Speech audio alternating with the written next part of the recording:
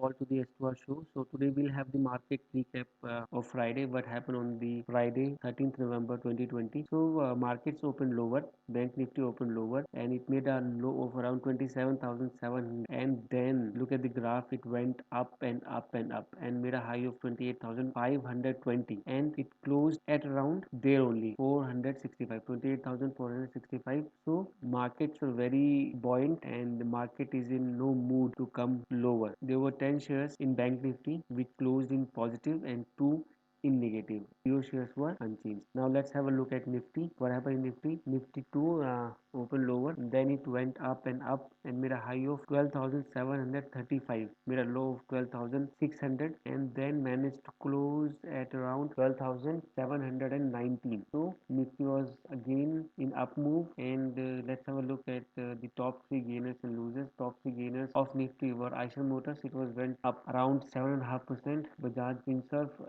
around 4%, and Coal India around 3%.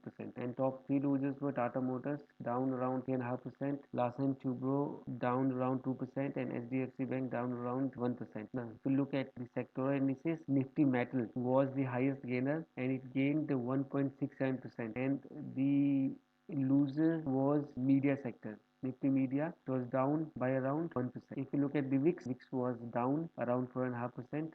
And finally, yes, the big brother, Dow Jones. Dow Jones was up again, up around 1.37. So please stay connected with my channel for daily updates on the market. Thank you.